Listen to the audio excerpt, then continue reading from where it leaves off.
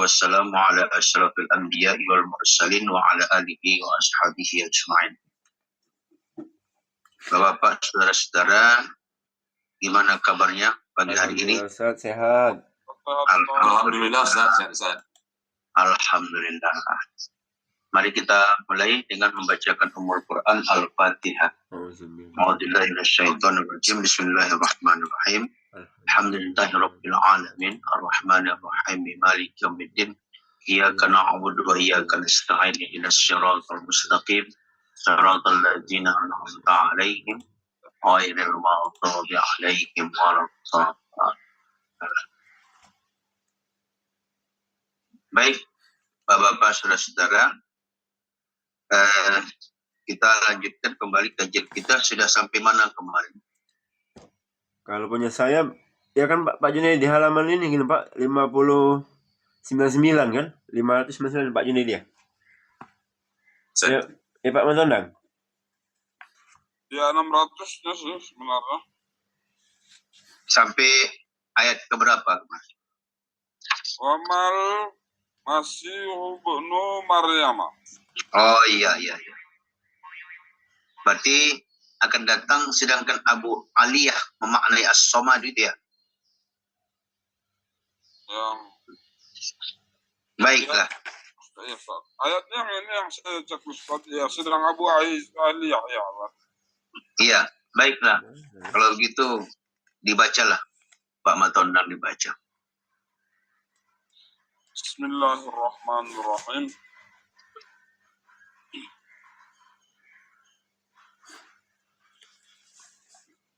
Mal Masih ibnu Maryam illa rasulun qad khalat min qabli rusuli wa ummu siddiqatun kana ya'kulanil ta'am. Al-Masih putra Maryam itu hanyalah seorang rasul yang sesungguhnya telah berlalu sebelumnya beberapa rasul, dan ibunya seorang yang sangat benar. Kedua-duanya biasa memakan makanan. Terjemah Quran Surah Al-Ma'idah surat 5 ayat 75.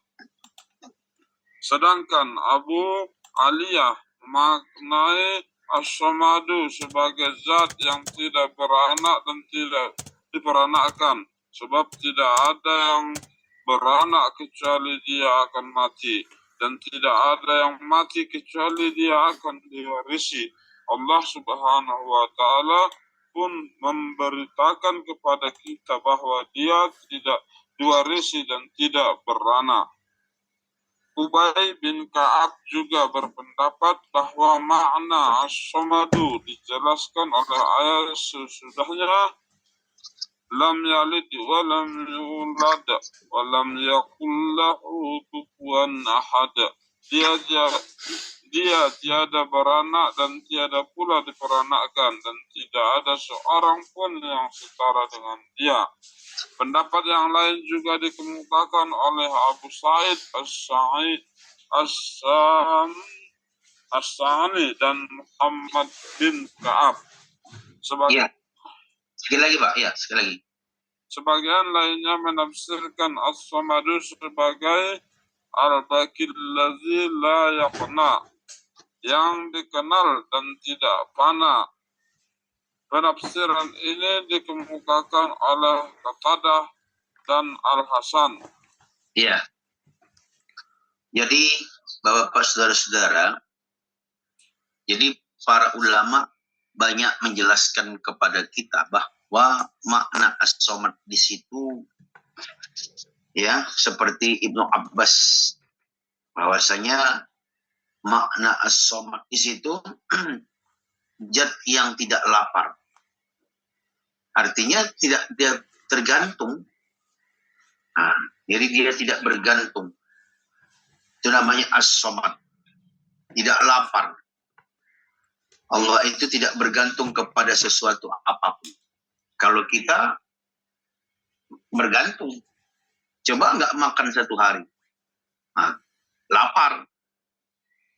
Kalau Allah nggak bergantung, kita nggak tidur, stres, kita nggak minum, bisa mati. Jadi artinya ada ketergantungan kepada yang lain. Itulah makhluk.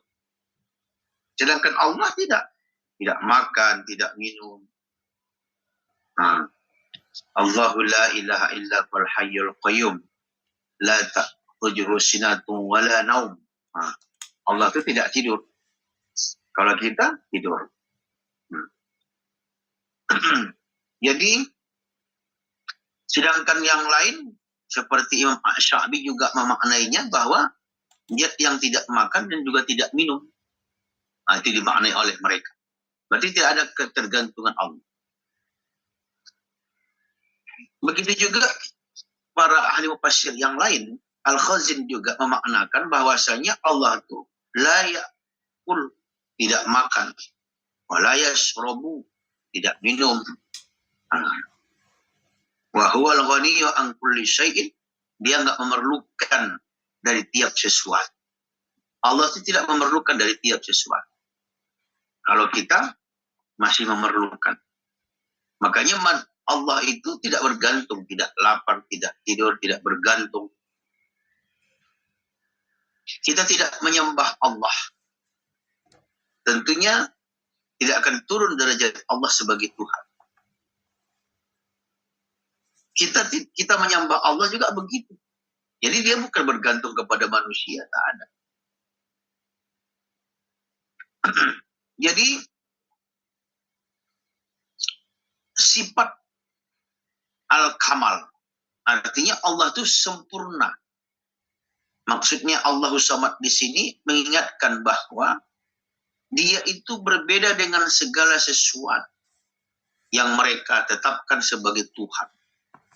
Berbeda. Di dalam Al-Maidah ayat 75.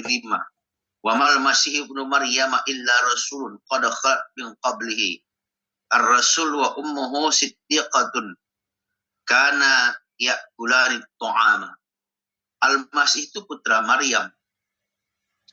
Dia hanya sebagai rasul yang telah berlalu seperti sebelumnya rasul. Ibunya juga yang sangat benar, dua-duanya biasa memakan dan makanan. Artinya harus kita pahami bahwa ketika ada orang mengatakan bahwasanya Isa itu adalah Tuhan, tapi ternyata Isa itu sendiri juga adalah orang yang biasa seperti kita. Dia makan, dia minum, dia tidur. Dan dia menunjukkan dia adalah manusia. Makanya Isa bergantung. Maka tidak pantas Isa itu sebagai Tuhan. Jadi kalau masih ada bergantung berarti bukan Tuhan. Maka Allah tidak pernah bergantung dengan apapun. Begitu juga keterangan dari Abu Aliyah memaknai daripada As-Samad itu, kata beliau, sebagai zat yang tidak beranak dan juga tidak diperanakkan. Jadi dia bukan dilahirkan dan begitu juga melahirkan. Itulah dia makna As-Samad. Sebab tidak ada yang beranak kecuali mati. Sementara Tuhan kan tidak mati. Makanya yang beranak itu pasti mati. Seperti kita ini pasti mati. Dan tidak ada yang mati itu kecuali akan diwarisi. Mati, tentu ada yang mewarisi. Bahwa Allah tidak diwarisi dan tidak beranak. Itu menurut Abu Aliyah. Dia bukan mewarisi dan juga tidak beranak. Kalau kita mewarisi, beranak, itulah manusia. Allah tidak. Ubay bin Ka'ab juga berpendapat bahwa As-Samad di situ dijelaskan lam yalid wa lam yulad wa lam yakul lahu kufuwan ahad. Tidak beranak dan tidak pula diberanakkan. Dan tidak ada seorang pun yang setara dengan beliau. Tidak ada. Begitu juga dijelaskan oleh para ulama yang lain. Lalu sebagian ahli tafsir menafsirkan as-samad itu al-baqi alladzi la yafna, yang kekal dan tidak fana. Kekal ya. Dan dia bukan fana. Fana itu binasa, rusak. Jadi Allah itu kekal selama-lamanya. Dan dia tidak pernah rusak. Itulah maknanya, kekal selama-lamanya. Allahus Samad. Nah, inilah yang dikemukakan oleh Imam Ibnu Qatadah dan Imam Hasan. Bahwasanya Allah itu adalah kekal selama-lamanya. Dan dia bukan fana. Fana itu artinya rusak. Rusak sudah. Jadi Allah tidak rusak. Nah, itulah para ahli tafsir menafsirkan dari beberapa ayat tentang masalah Allahus Samad itu. Allahus Samad itu adalah merupakan makna bergantung. Para ulama menjelaskan, ya, seperti Imam Ibnu Qatadah, bahwasanya Allah itu kekal, ya, bukan fana. Dan begitu juga yang lainnya tadi menjelaskan tidak beranak dan juga tidak diperanakkan. Serta dia tidak makan, tidak minum, dan sebagainya. Jadi tidak ada ketergantungan Allah. Nah, itulah yang makna daripada As-Samad. Nah, makanya Allah itu adalah, sebagai kita adalah As-Samad. Tempat kita bergantung. Allahu a'lam bishawab. Baik. Bapak-bapak, saudara-saudara, ada yang mau kita diskusikan? Dipersilahkan kalau ada. Silakan.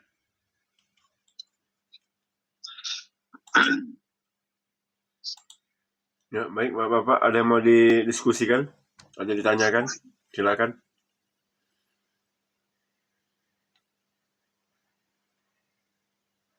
Kalau tidak ada, dilanjutkan kembali Pak.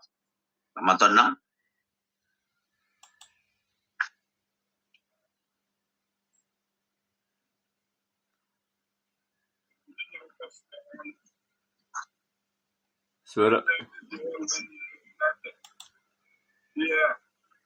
Suara Bapak agak kecil loh, Pak. Agak kecil suaranya.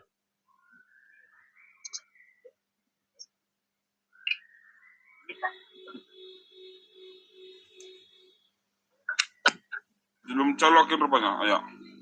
Selanjutnya Allah Subhanahu wa taala berfirman, lam yalid wa lam yulad, dia tiada beranak dan tiada pula diperanakkan. Ayat ini memberitakan pengertian bahwa tiada ada yang berasal darinya dan dia juga tidak berasal dari apapun, sebab tidak ada yang bersama dengannya, dan juga karena mustahil menisbatkan sesuatu yang tidak ada kepadanya, baik yang terdahulu maupun yang akan datang. Az-Jama' Ansari mengatakan bahwa disebutkan lam yalid karena tidak ada yang sejenis dengannya sehingga bisa dijadikan olehnya sebagai istri. Kemudian dari mereka lahirlah anak. Makna ini juga ditunjukkan oleh firman Allah Subhanahu wa taala, anna yakunu lahu waladun wa lam takun lahu sahibah. Bagaimana dia mempunyai anak padahal dia tidak mempunyai istri. Terjemah Quran surah Al-An'am ayat 6, surah 6 ayat 101. Qatadah berkata, orang-orang musyrik Arab mengatakan bahwa malaikat adalah anak-anak perempuan Allah Subhanahu wa taala. Orang-orang Yahudi mengatakan bahwa Uzair adalah anak-anak Allah Subhanahu wa taala. Dan orang-orang Nasrani mengatakan bahwa Al-Masih adalah anak Allah Subhanahu wa taala. Kemudian Allah Subhanahu wa taala mendustakan mereka dengan firman-Nya, lam yalid wa lam yulad, dia tiada beranak dan tidak pula diperanakkan.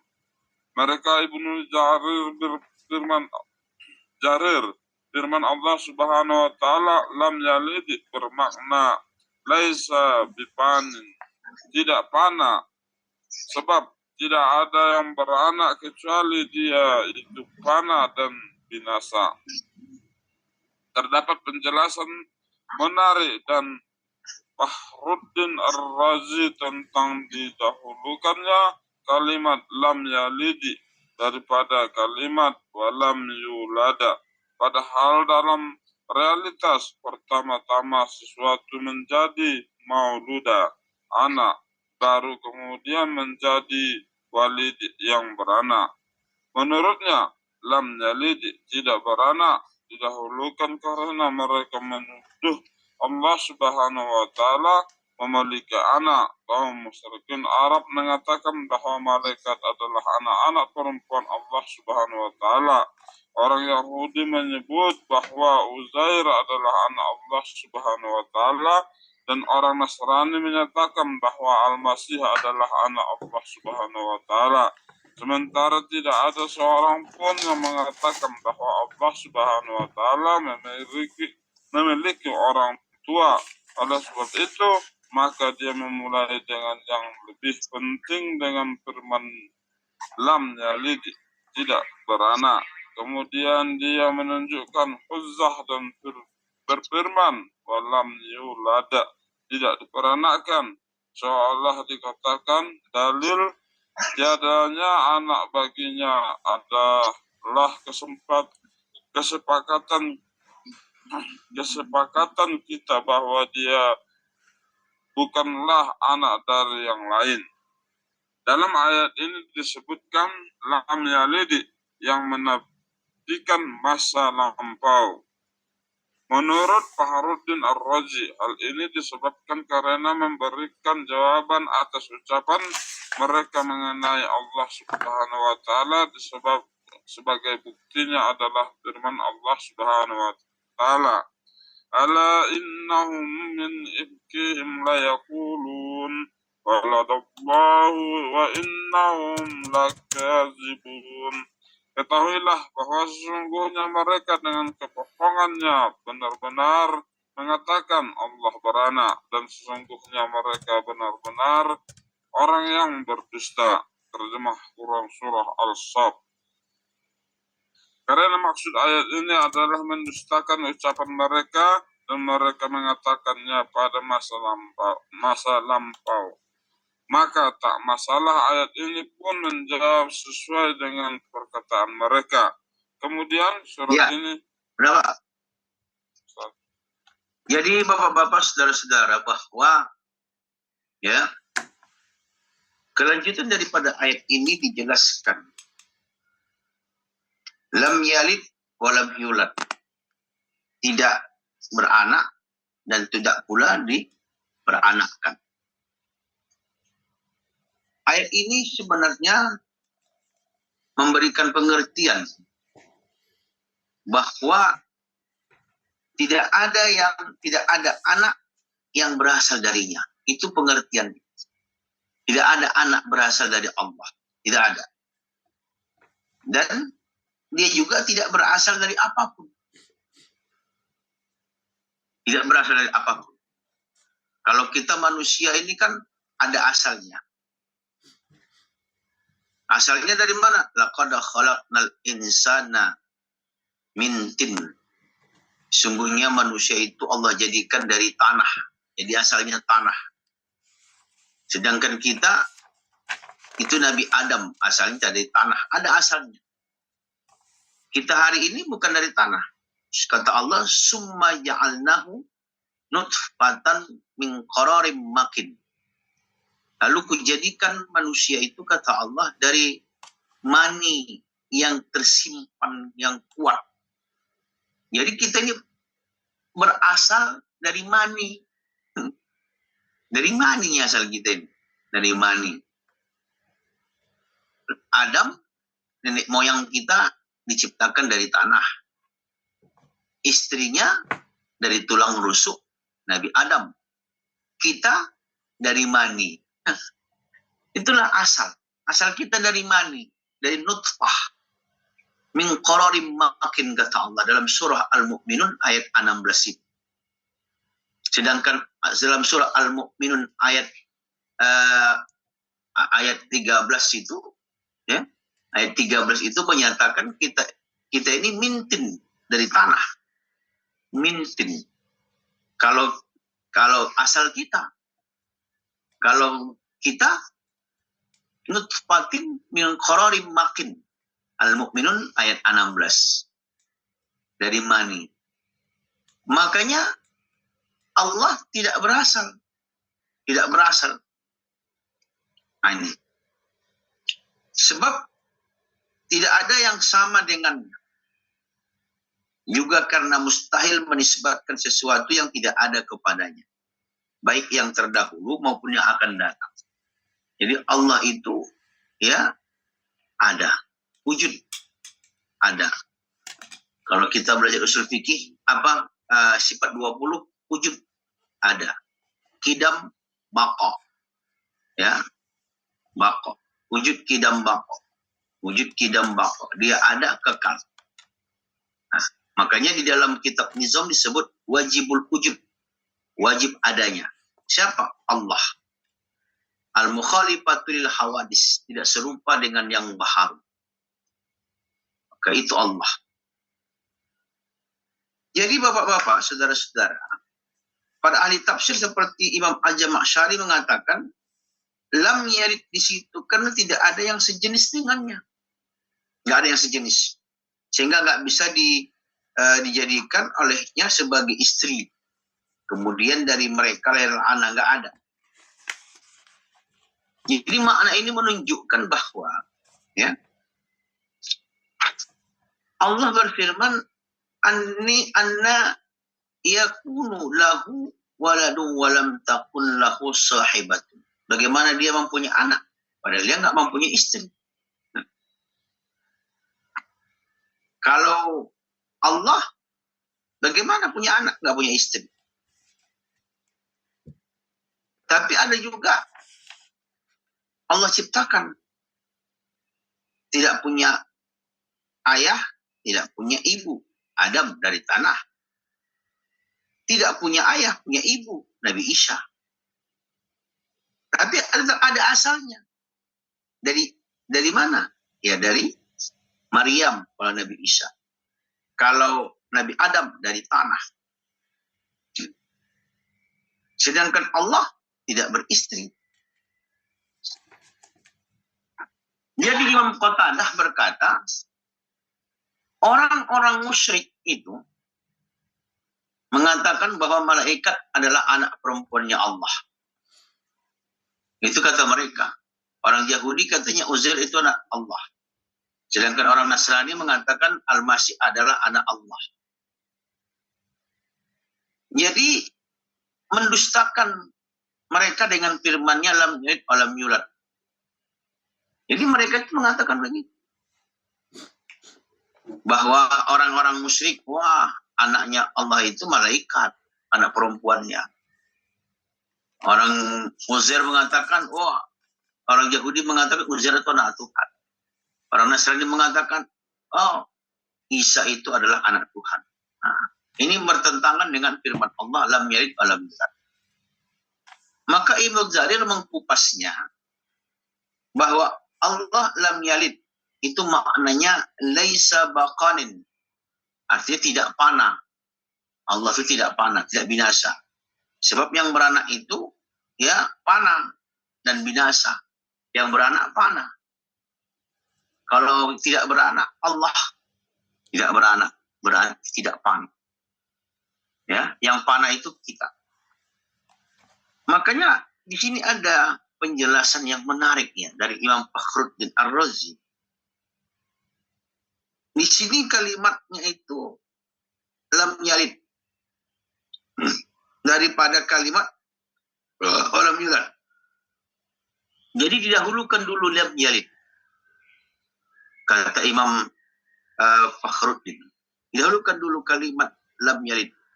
Habis itu baru lam yulad. Padahal dalam realitasnya pertama sesuatu menjadikan maulud anak baru kemudian menjadi walid yang beranak. Jadi anak dulu baru yang beranak. Menurutnya lam yalid tidak beranak. Dahulukan dulu. Ya. Karena mereka menuduh Allah memiliki anak. Sebagaimana kaum musyrikin Arab mengatakan malaikat itu adalah anak perempuannya. Nasrani mengatakan Al-Masih anak Tuhan. Yahudi mengatakan Uzair anak Tuhan. Nah, sementara tidak ada seorang pun yang mengatakan bahwa Allah itu memiliki orang tua. Nggak ada. Oleh sebab itu maka dia memulai dengan yang lebih penting dengan berfirman. Lam yalid, tidak beranak. Kemudian dia menunjukkan hujjah walam yulad, tidak diperanakkan. Sehingga tiadanya anak lagi adalah kesepakatan kita bahwa dia bukanlah anak dari yang lain. Jadi luar biasa indahnya bahasa Al-Quran. Lam yalid. Seharusnya kan orang tua dulu baru beranak kan. Ini tidak beranak. Walam yulad. Tidak memiliki anak, tidak memiliki orang tua. Lam yalid. Berarti dia tidak punya walid. Itulah indahnya bahasa Al-Quran. Oleh karena itu ayat yang disebutkan lam yalid yang menafikan masa lampau. Menurut daripada Imam Fakhruddin Ar-Razi, ini memberikan jawaban atas ucapan mereka mengenai anak Allah. Ala innahum min ifkihim la yaqulun waladallahu wa innahum lakadzibun. Ketahuilah bahwa sesungguhnya mereka dengan kebohongannya benar-benar mengatakan Allah itu beranak. Dan sesungguhnya mereka benar-benar orang yang berdusta. Nah ini dia. Karena maksud ayat ini mendustakan ucapan mereka pada masa lampau. Maka tak masalah ayat ini pun menjawab sesuatu dengan perkataan mereka. Nah, inilah makna daripada lam yalid wa lam yulad. Nah, menurut para ulama jelas sekali bahwasanya dia tidak beranak. Ini bisa dibantah apa yang dikatakan oleh orang musyrik tadi, malaikat itu anaknya perempuan Allah, bisa dibantah. Orang Yahudi mengatakan Uzair itu anaknya Allah, bisa dibantah. Ya kan? Termasuklah juga Isa itu anaknya Allah, bisa dibantah. Karena dia lam yalid wa lam yulad. Baik. Ada yang mau kita diskusikan di sini? Silakan kalau ada.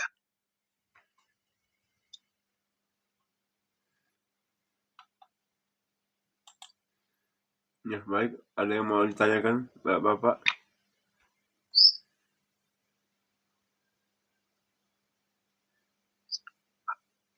Kalau tidak ada, kita lanjutkan. Pak Sapri, silakan dibaca. Walam yakul lahu kufuwan ahad. Kalau ini Pak 603 Pak Sapri, enggak tahu punya Bapak. Ya, Sudah dapat? kasih. Oke. Kemudian surat ini diakhiri dengan firman-Nya, walam yakul lahu kufuwan ahad. Dan tidak ada seorang pun yang setara dengan dia. Dalam ayat ini kata ahad adalah isim dari fi'il atau yakun, dan kufuwan adalah kabarnya jar dan mahruz atau lahu berkaitan dengan kufuwa. Didahulukannya jar majrur itu bertujuan untuk al-ihtimam bihi atau lebih memperhatikannya. Karena dalam jar majrur tersebut terdapat dhamir yang kembali ke lafal jalalah atau Allah. Perkiraan kalimatnya adalah walam yakul ahadun kufuwallah, yakni yang setara dengannya. Jar majrur tersebut berkedudukan sebagai maf'al yang berkaitan dengan kata kufuwa Kata ahad diakhirkan bertujuan untuk menjaga keselarasan akhir kalimat. Ayat menegaskan bahwa tidak ada satu yang ufuwa atau dengan Allah Subhanahu wa taala. Ada beberapa penjelasan tentang makna ayat ini. Ka'ab dan Atta memaknainya lam yakul lahu mislun wala adil. Tidak ada yang semisal, tidak pula yang setara dengannya. Di antaranya digunakan kata mukaffa'ah atau untuk balasan. Sebab dia memberi sesuatu yang setara dengan yang diberikannya. Penjelasan ini juga dikemukakan Ibnu Jarir At-Tabari. Menurutnya, kata kufu'u wa kufa walakifa dalam bahasa Arab memiliki suatu makna, yakni misla wasab'ah, semisal dan serupa. Dituturkan As-Sawkani kata kuf'u dalam bahasa Arab bermakna nazir atau sepadan atau setara. Ibnu Attiyah juga memaknai ayat ini laisa lahu dat wala nat wala sabih. Tidak ada lawan baginya, juga tidak ada tandingan dan yang serupa dengannya. Sedangkan Mujahid menafsirkan ayat ini, dia tidak memiliki istri. Seolah Allah Subhanahu wa taala berfirman, tidak ada yang setara dengannya sehingga dia menikahinya. Ini sebagai bantahan terhadap orang yang diceritakan dalam firman-Nya. Wa ja'alu bainahu wa bainal jinnati nasaba. Dan mereka mengadakan hubungan nasab atau keluarga antara dia, Allah, dan jin. Terjemahan Quran surat As-Saffat ayat surat ke-39 ayat 158. Sehingga penafsiran terhadap ayat sebagai penguat terhadap firman Allah Subhanahu wa taala sebelumnya, lam yalid, dia tidak beranak. Ada pula yang menggabungkan kedua penafsiran itu. Wahbah Az-Zuhaili berkata tentang makna ayat ini. Tiada seorang pun yang menyamai dan menyerupai Allah. Tidak ada satupun yang bersekutu dengannya dalam segala sesuatu. Ini juga penegasan terhadap adanya istri bagi Allah Subhanahu wa taala dan bantahan terhadap kaum musyrikin Arab yang meyakini bahwa Allah Subhanahu wa taala mempunyai tandingan dalam perbuatan-perbuatannya, di mana mereka atau kaum musyrikin itu menjadikan para malaikat sebagai sekutu-sekutu Allah dan berhala-berhala serta patung-patung sebagai tandingan bagi Allah Subhanahu wa taala. Dengan demikian, ayat ini menegaskan bahwa tidak ada satupun yang setara dan sepadan dengannya. As-Sawkani berkata, ayat ini mempertegas kandungan ayat sebelumnya. Sebab Allah Subhanahu wa taala jika disifati dengan sifat-sifatnya sebelumnya, maka dia juga disifati bahwa tidak satupun yang menyerupainya, menyamainya, dan bersekutu dengannya dalam hal apapun. Ya, cukup Pak. Ya. Jadi bapak-bapak, saudara-saudara, ayat ini ditutup oleh Allah. Walam yakul lahu kufuwan ahad. Itu penutupnya. Tidak ada seorang pun yang setara dengan dia. Maksudnya di sini, kalau kita lihat, ada kata ahadun. Kata ahadun di sini isim dari fi'il. Yakun dan kufuwan. Ya, kufuan. Ini ada kata fi'il. Fi'il itu perbuatan. Perbuatan. Yakun kufuan. Itu khobarnya. Jadi yakun kufuan itu khobarnya. Dan ada di sini jar dan majrur. Lahu itu jar majrur. Berkaitan dengan kufuan. Jar majrur itu bertujuan apa? Untuk ihtimam. Lebih memperhatikan lagi. Itu tujuan daripada jar majrur tadi. Karena dalam jar majrur tersebut terdapat domir kembali ke lafaz Allah. Makanya walam yakul lahu. Lahunya itulah. Lahu, ya, lahunya baginya. Kan ada di situ khobar. Walam yakun. Tidak ada. Maksudnya tidak ada. Di situ mengkhabarkan, menyampaikan. Lahu di situ jar majrur. Lahunya itu, domirnya itu tidak ada baginya Allah. Begitu. Lahu kufuan, kembali khobar, tidak ada baginya Allah menyerupai ahadun satupun. Itu yang dimaksud seperti itu. Makanya ya kalimatnya begitu. Walam yakul lahu kufuan lahu. Seharusnya begitu, setara tersebut dalam maf'ul yang berkaitan dengan kata kufuan dan ahadun. Diakhirkan dengan menjaga kesalahan akhir kalimat.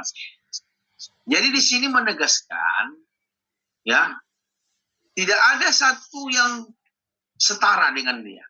Tidak ada. Itu penjelasan daripada ketegasan daripada kufuan ini. Ini juga dijelaskan oleh Ka'ab dan Afa. Lam yakul lahu mislu wala adilun. Tidak ada yang semisal. Semisal, tidak ada yang semisal. Tidak ada pula yang setara dengan dia. Jadi, di antara digunakan kata al-mukaffaatun untuk balasan, ini memberi sesuatu yang setara dengan dia. Penjelasannya begini. Yang mana Imam Dari mengatakan wal kufa wal kifa. Al kufu wal kufi wal kifa. Bahasa Arab memiliki apa satu makna. Al mislu, semisal dan serupa. Imam Syaukani mengatakan al kufu, sekufu. Sekufu itu serupa. Sekufu. Siapa calon istrinya si Polan? Nggak sekufu katanya. Itu namanya serupa. Berarti nggak serupa. Sekufu orang itu itu namanya sekufu mereka itu. Serupa mereka itu. Sama-sama pelit, sama-sama iri hati, sama-sama dendam. Itu sekufu katanya. Tapi Allah tidak ada sekufu, tidak ada setara dengan dia. Itu Allah. Jadi Imam Athaiyah mengatakan laisa lahu dhattun wala naddun wala sabihun. Tidak ada lawan baginya, enggak ada tandingan yang serupa dengan. Sedangkan Imam Mujahid menafsirkan ayat ini, dia tidak memiliki istri. Seolah Allah berfirman tidak ada yang setara dengannya, sehingga dia tidak menikah. Ini sebagian bantahan terhadap yang diceritakan dalamnya wa ja'alu bainahu wa bainal jinnati nasaba. Dan mereka mengatakan hubungan nasab keluarga antara dia, Allah dan jin. Enggak begitu.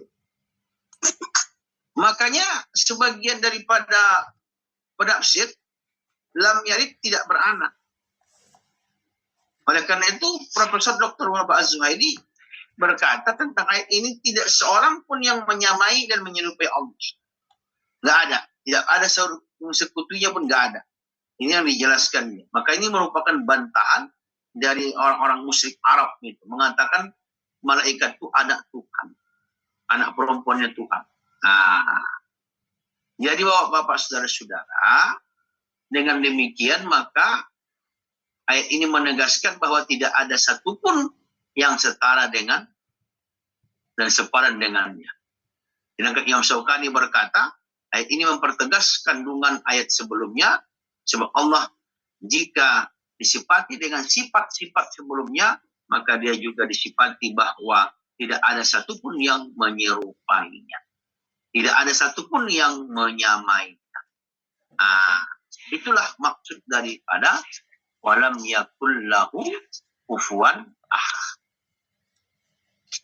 Baik, ada yang mau kita diskusikan, dipersilahkan. Assalamualaikum Pak Ustaz.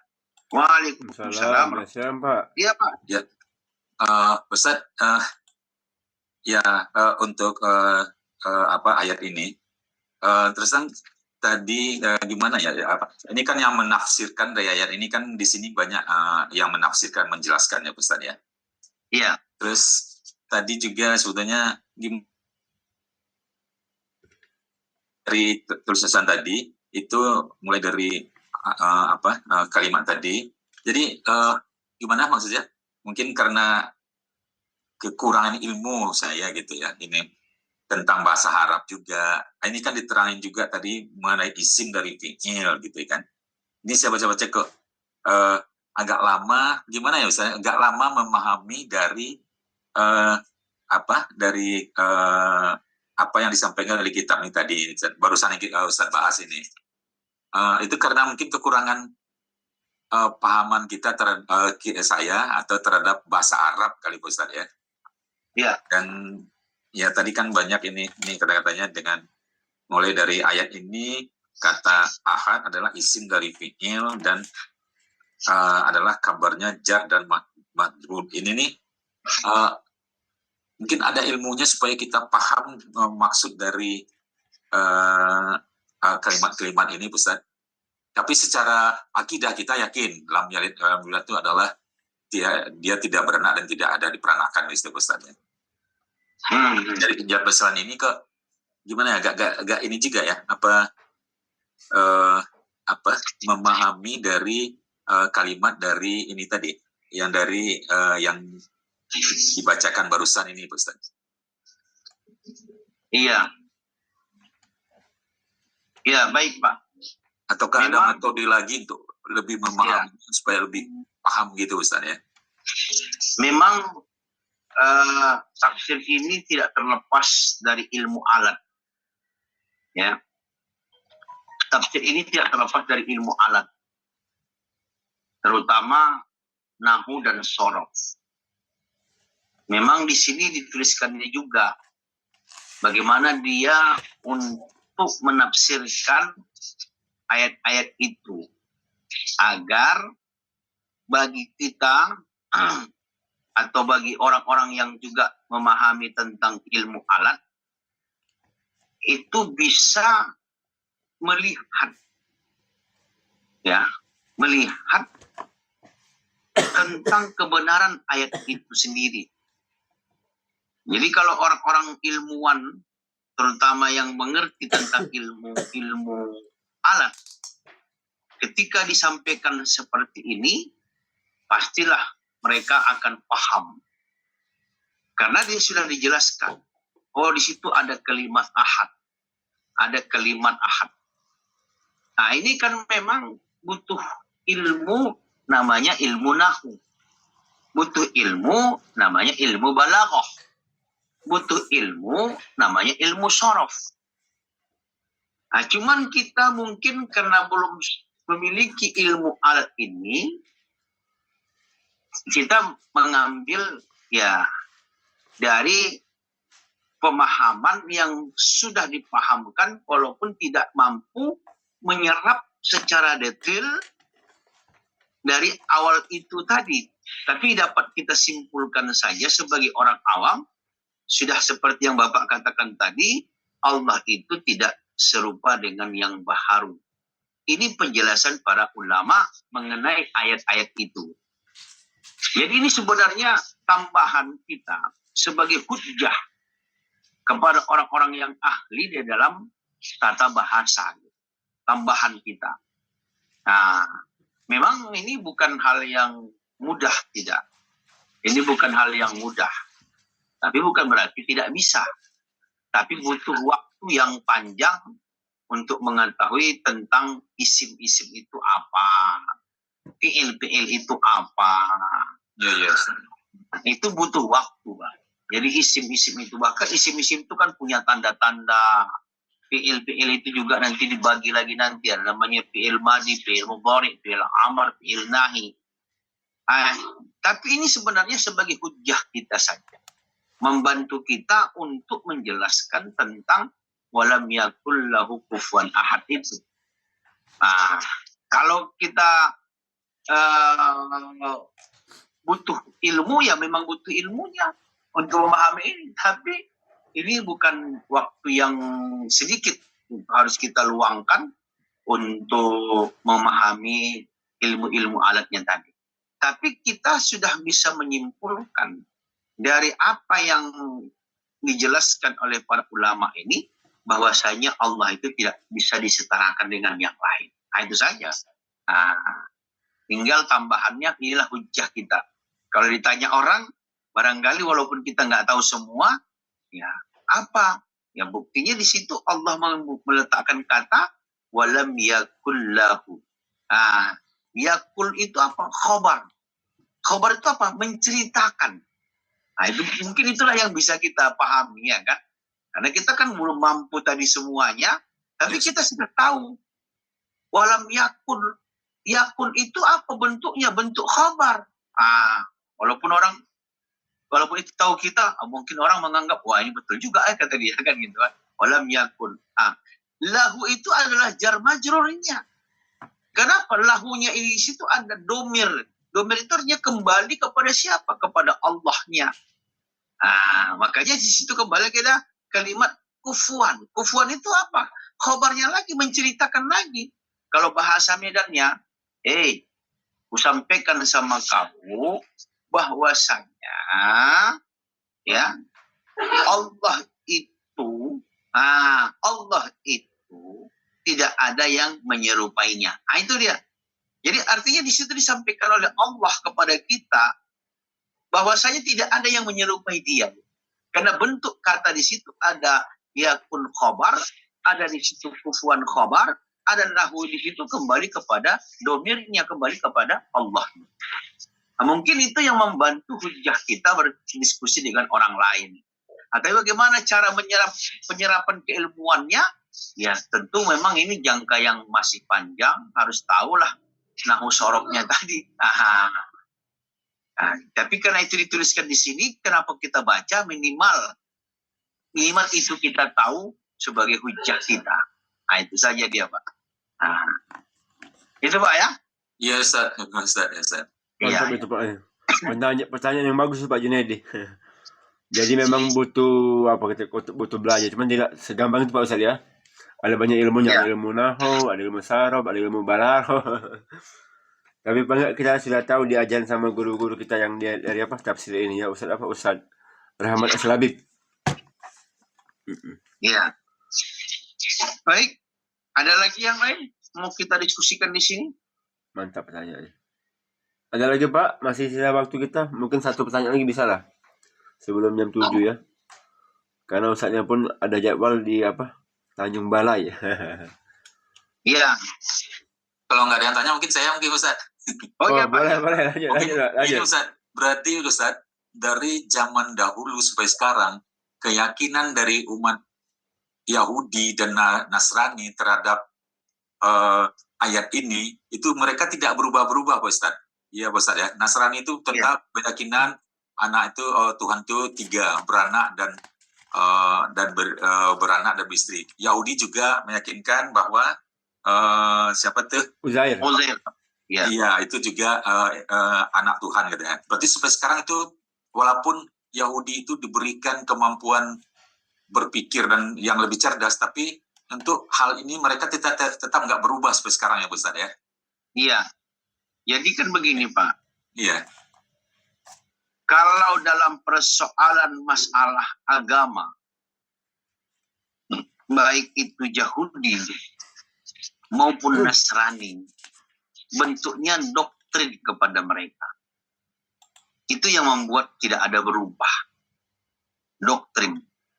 Sehingga kenapa maka muncul sekularisme, memisahkan agama dengan kehidupan.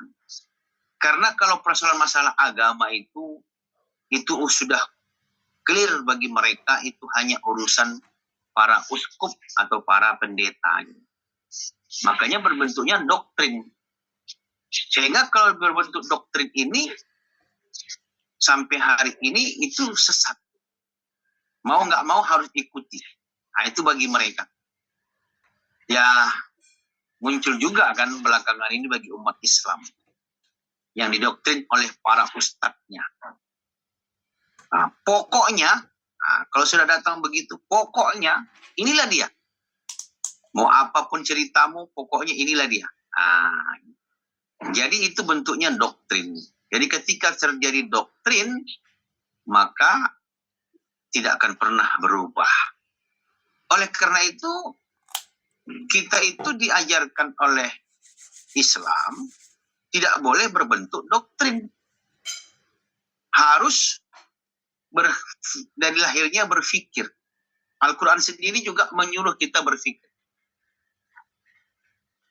Inna fi khalqis samawati wal ardi wa ikhtilafil laili wan nahar li ayatil liulil albab.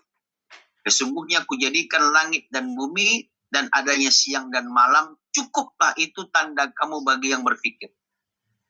Jadi kita tidak pernah mendoktrin, tapi kita berpikir. Makanya beriman kepada Allah itu lahir dari berpikir kita. Sehingga kita bisa melihat ada langit, ada bumi, ada siang, ada malam. Siapa yang mengatur itu semua? Tentunya Allah di balik itu. Kan bukan hasil doktrin, tapi kita disuruh oleh Allah berpikir. Makanya banyak sekali ayat-ayat Al-Quran itu afala ta'qilun, afala tatafakkarun, apakah kau nggak berakal, apakah kau nggak berpikir, kata Allah. Berbeda dengan mereka. Kalau mereka doktrin, bahwasanya kalau mereka berpikir sedikit saja mereka berpikir, mereka akan mau kepada Islam. Contoh, ketika ada diskusi seorang wanita masuk beragama Kristen, lalu ditanya, kamu puasa? Puasa. Itu ajaran siapa? Nabi Isa. Berarti kalau begitu Nabi Isa itu mengikuti ajaran siapa? Mulai berpikir dia, Nabi Muhammad kan gitu. Jadi mereka tidak pernah diajak untuk berpikir. Mereka hanya doktrin. Itu makanya sampai sekarang doktrin. Oleh karena itu ketika mereka berpikir, maka banyak di antara mereka masuk Islam. Gitu dia, Pak. Gitu, Pak ya? Ya, berarti Ustadz, untuk Al-Quran ini kan penafsiran terhadap Al-Quran ini mungkin kan kita zaman semakin orang semakin ilmunya masih tinggi. Kita kan orang berpikir gitu. Berarti penafsiran itu bisa bertambah-tambah lagi, misalnya seiring dengan bertambahnya ilmu-ilmu makin ke depan ini kan semakin ilmu-ilmu tuh. Semakin pemahamannya semakin tinggi gitu Ustaz ya. Terhadap penafsiran dari Al-Quran ini juga akan bisa berkembang gitu Ustaz ya. Iya, makanya Al-Quran itu relevan sampai hari kiamat. Oleh karena itu, tetapi untuk menafsirkan Al-Quran itu tidak boleh dengan hawa nafsu kita. Tidak boleh dengan akal kita sendiri. Harus juga berlandaskan ayat-ayat Allah, berlandaskan hadis-hadis Rasul, berdasarkan bentuk-bentuk katanya gitu. Bukan artinya karena berkembangnya zaman lalu kita sesuka kita untuk berpikir mengembangkan ayat itu, tidak boleh juga gitu. Tidak boleh. Kalau seperti itu nanti juga bisa kacau dia. Contohnya lah zaman sekarang, ya kan? Ketika itu mereka menafsirkan dengan pendapat mereka masing-masing, akhirnya ayat itu menjadi rancu, tidak sesuai dengan syariat gitu, tidak sesuai dengan syariat. Contohnya ketika orang-orang liberal menafsirkan bahwasanya kita itu manusia saling mencintai dan merupakan fitrah bagi manusia, maka mereka akhirnya membenarkan laki-laki dengan laki-laki, karena itu merupakan sesuai dengan fitrahnya menurut orang-orang liberal, kan gitu. Ini kan sudah menunjukkan kebebasan. Nah, tentu nggak boleh seperti itu, kan ada rambu-rambu juga gitu. Nah, itu makanya mereka mengatakan bolehlah laki-laki dengan laki-laki, itu kan fitrah kata mereka. Nah, ini kan sudah kembali kesalahan terjadi gitu. Nah, makanya harus juga melihat ayat-ayat dan serta melihat hadis-hadis gitu. Nah, tentunya ini memang membutuhkan ilmu yang harus mampu untuk ke sana gitu, Pak. Jadi kalau macam kita ini, ya saya dan bapak-bapak semua tentunya tidak memiliki kapasitas keilmuan dalam hal yang seperti itu, tinggal mengikuti saja ke ilmu yang sudah ada dituliskan oleh para ulama gitu aja. Nah, karena kita tidak punya kapasitas keilmuan. Di antaranya tadi bahasa Arab sendiri saja kita nggak tahu. Karena bahasa Arab itu cukup luas, Pak. Sementara untuk menerjemahkan bahasa Arab itu tidak ada bahasa satupun yang mampu untuk menandinginya gitu. Contohlah, di dalam Al-Quran itu Allah katakan begini. Al-yawma akmaltu lakum dinakum wa atmamtu alaikum nikmati wa raditu lakumul Islam madinah. Akmaltu dengan atmamtu itu kalau bahasa Indonesianya sama itu. Telah kusempurnakan agamaku untuk kamu dan kusempurnakan nikmatku untuk kamu. Ternyata kalau kita melihat kamus bahasa Arab, akmaltu dengan atmamtu maknanya berbeda. Akmaltu itu adalah merupakan agama yang tidak boleh ditambah, tidak boleh dikurangi. Sedangkan atmamtu adalah merupakan kesempurnaan nikmat, bisa berupa rezeki, bisa berupa makanan, minuman yang bisa bertambah, bisa berkurang. Sementara kalimat akmaltu yang pertama maknanya walaupun itu sempurna, nggak bisa bertambah, nggak bisa berkurang. Nah ini akhirnya banyak yang salah memahaminya. Ujung-ujungnya Islam itu ditambah-tambahi, Islam itu dikurang-kurangi. Nah, gitu dia, Pak ya. Baiklah, ya Bapak-bapak. Alhamdulillah, syukur Ustaz. Iya, Pak, ya. Jadi barangkali itulah dari saya dulu. Mohon maaf ya, ini sudah selesai. Insyaallah pekan depan bisa kita lanjutkan kembali. Amin. Ya. Kebetulan memang saya kemarin berangkat ke Tanjung Balai, saya membawa kitabnya karena kalau di Tanjung Balai saya yakin ada sinyal gitu, makanya saya bawa. Kalau kemarin ke kampung saya sana tidak ada sinyal dan itu susah sinyalnya. Jadi percuma saja kalau dibawa kitabnya. Makanya kalau ke Tanjung Balai ini bisa, betul saya sekarang masih Tanjung Balai ya untuk mengisi acara printing ya. Sekolah dari teman-teman di sini sampai nanti siang. Jadi mohon maaf dan mohon izin ya kepada bapak-bapak. Saya akhiri dengan Assalamualaikum warahmatullahi wabarakatuh. Waalaikumsalam Waalaikumsalam warahmatullahi wabarakatuh. Syukur Ustaz, jasa kalian Ustaz atas ilmu, waktu dan materi disampaikan. Semoga bermanfaat untuk bapak-bapak yang hadir pada pagi hari ini. Semoga Ustaz selalu kesehatan, dimudahkan segala urusannya, dilancarkan segala rezekinya. Amin. Amin. Semoga bapak-bapak yang hadir ya, kita sama-sama diberikan oleh kesehatan, dimudahkan segala urusannya. Yang masih sakit semoga cepat sembuh, yang masih punya utang semoga cepat lunas, yang baru merintis usaha semoga usahanya lancar ya. Dan juga semoga hari ini apa yang kita kerjakan mendapatkan kebarokan dari Allah Subhanahu wa taala ya. Amin ya rabbal alamin. Izin Pak yo. Ya Ustaz, makasih Ustaz. Yuk. Kita tutup ya dengan membaca hamdalah alhamdulillah alamin dan juga doa kita majelis. Subhanallah wa bihamdika asyhadu an la ilaha illa anta astaghfiruka wa atubu ilaik. Wabillahi taufiq wa hidayah. Wassalamualaikum warahmatullahi wabarakatuh. Waalaikumsalam warahmatullahi. Oke. Ya, kembali kita ingatkan ya, yang mau bayar uang tabaruk untuk Ustaz sudah bisa ya. Insya Allah kita serahkan nanti tanggal 30 lah. Salam sukses. Allahu Akbar. Nanti saya masukkan ke grup ini ya, apa saya buat di YouTube ya. Saya kirim nanti. Ya. Oke Pak Komandan, semangat. Ya, nih, nak persiapan balik nih, Rat. Woi, dari mana? Tiket malam biasa, Rat. Oh, tiket malam, Persiapan ya, balik ya. ke rumah.